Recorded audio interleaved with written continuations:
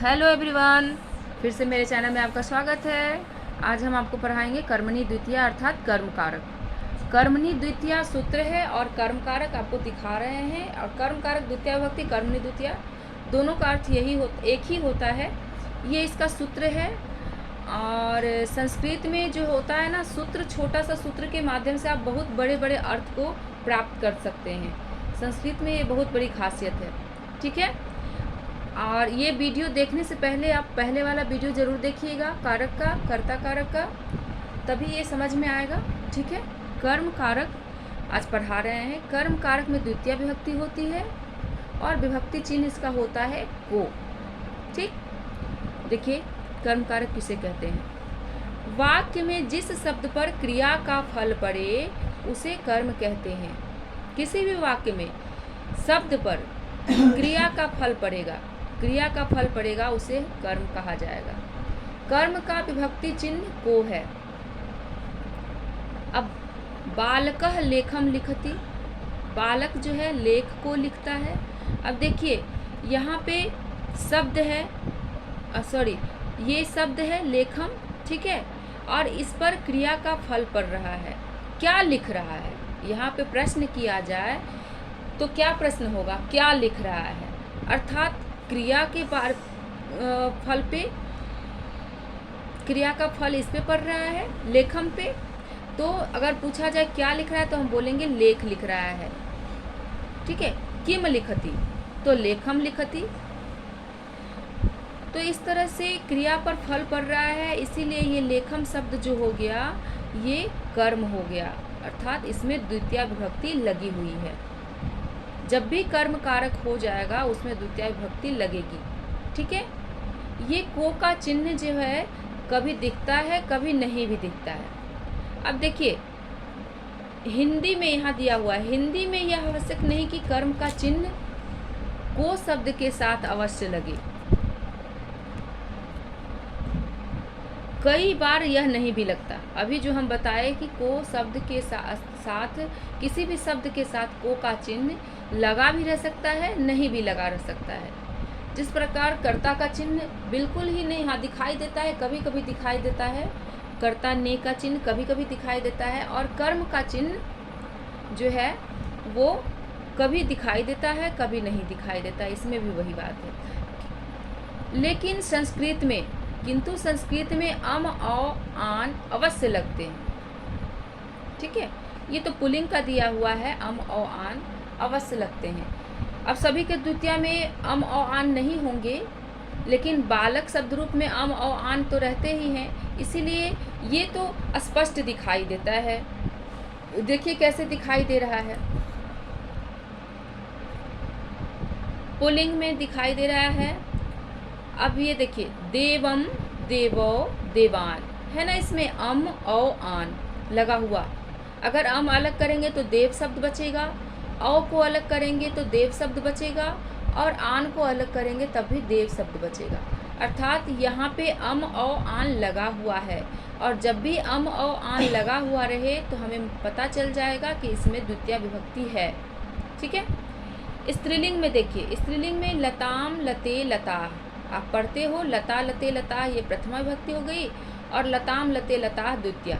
तो यहाँ पे है लताम लते लता। इसमें भी अलग करेंगे तो आम अलग अलग हो जाएगा, यहाँ पे ए अलग हो जाएगा, और यहाँ पे आह अलग हो जाएगा। ठीक है। ये तो पुल्लिंग स्त्रीलिंग नपुंसक लिंग तीनों का रूप अगर याद कर लेते हैं तो अपने आप मालूम हो जाता है। ठीक है। वैसे ही नपुंसक लिंग में देखिए पत्रम पत्रे पत्रानी, यहाँ भी पत्र को अलग करेंगे तो क्या बचेगा? अम बचेगा। और यहाँ भी पत्र को अलग करेंगे तो ए बचेगा, यहाँ पत्र को अलग करेंगे तो आनी बचेगा। इस तरह से आपको पता चल जाएगा। ठीक है। शब्द तो है पत्र ही, लेकिन इसमें द्वितीय विभक्ति लगने के कारण इसमें पत्रम हो गया, प्रथमा विभक्ति एक वचन में, द्वितीय विभक्ति के एक वचन में, और यहाँ पे द्विवचन में पत्रे हो गया, बहुवचन में पत्रानी हो गया। इसी तरह से इसमें भी हुआ है। लताम में लता शब्द में आम लग करके द्वितीय विभक्ति हो गई है एक वचन में, यहाँ पे लते द्विवचन, लता बहुवचन। शब्द वही है, लेकिन जो आगे लग गया है शब्द में, स्त्रीलिंग पुल्लिंग या नपुंसकलिंग शब्द में जो लगा हुआ है, ये द्वितीय विभक्ति हमें बताता है, ये पता मालूम हो जाता है इसको लग जाने से कि इसमें द्वितीय विभक्ति है। ठीक है। अब यहाँ देखिए, निम्नलिखित वाक्यों में कर्म कारक का प्रयोग है और इसको समझना है, पढ़िए समझिए। ठीक है। देखिए, अनुरागः चित्रम पश्यति, अनुराग चित्र को देखता है। यहाँ पे इसका मीनिंग हो जाएगा अनुराग चित्र को देखता है। अनुराग देखने वाला कर्ता कारक, ये तो क्रिया है, और देखने वाला कौन सा कारक हो जाएगा, कर्ता कारक, और कर्ता में प्रथमा होती है, आपको बता चुके हैं पहले वाले वीडियो में।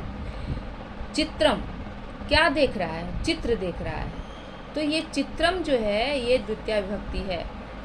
आपको यहाँ पहले भी बताया अम और आन लगा हुआ रहेगा तो आपको मालूम हो जाएगा कि इसमें द्वितीय विभक्ति लगी हुई है। स्त्रीलिंग में भी ये याद कर लेने से आपको पता चल जाएगा, आम ए आ लगा हुआ है तो यहाँ पे भी द्वितीय विभक्ति है, अम ए आनी लगा हुआ है तो यहाँ भी द्वितीय विभक्ति है। इस चीज़ को मालूम कर लेते हैं इसको लग जाने से।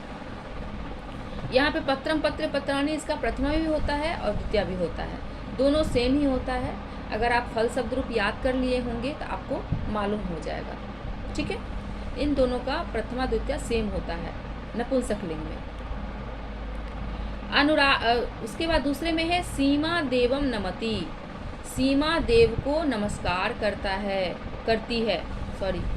सीमा लड़की है, सीमा देव को नमस्कार करती है। किसको नमस्कार करती है, यहाँ क्रिया का फल किस पे पड़ रहा है, इस शब्द पे पड़ रहा है।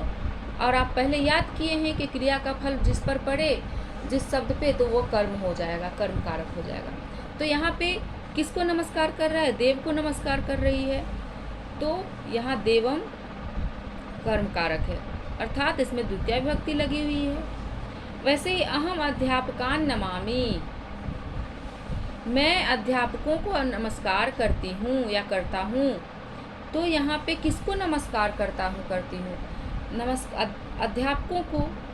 तो अध्यापकों को यहाँ पे इसमें द्वितीय विभक्ति है, बहुवचन, अध्यापकान बहुवचन है लेकिन द्वितीय विभक्ति ही है।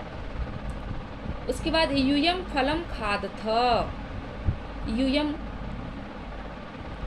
ये यूयम मतलब तुम लोग, फलम मतलब फल को, खादथ मतलब खाते हो, तुम लोग फल को खाते हो। क्या खा रहे हो, तो फल को खा रहा हूँ या खा रहे हो, फल को खा रहा है कौन,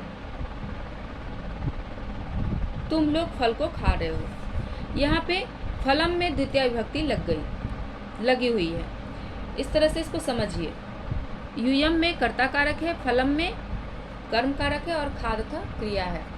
आगे है मित्रम पत्रम पठति, मित्र पत्र को पढ़ता है। किस चीज़ को पढ़ रहा है, पत्र को पढ़ रहा है, इसलिए पत्रम में द्वितीय विभक्ति लगी हुई है। और ये यहाँ पे जो ये लगा हुआ है चिन्ह यानी प्रत्यय, लास्ट में लगने वाला प्रत्यय ही कहलाता है। तो यहाँ पे जो लगा हुआ है इससे हमें मालूम हो जाता है कि ये कर्म कारक है। छात्राः विद्यालयं गच्छन्ति, छात्र विद्यालय जाते हैं। कहाँ जा रहे हैं, तो विद्यालय जा रहे हैं। सीता पत्रिकां पठति, तो गीता पत्रिका पढ़ती है, पत्रिका में द्वितीय विभक्ति लगी हुई है। रोहनः पुष्पानि जिघ्रति, रोहन फूल को सूंघता है, तो यहाँ पे जिघ्रति मतलब सूंघना, पुष्पानि फूल को, रोहना कर्ता कारक है, पुष्पानि द्वितीय विभक्ति है, कर्म कारक है, जिघ्रति क्रिया है।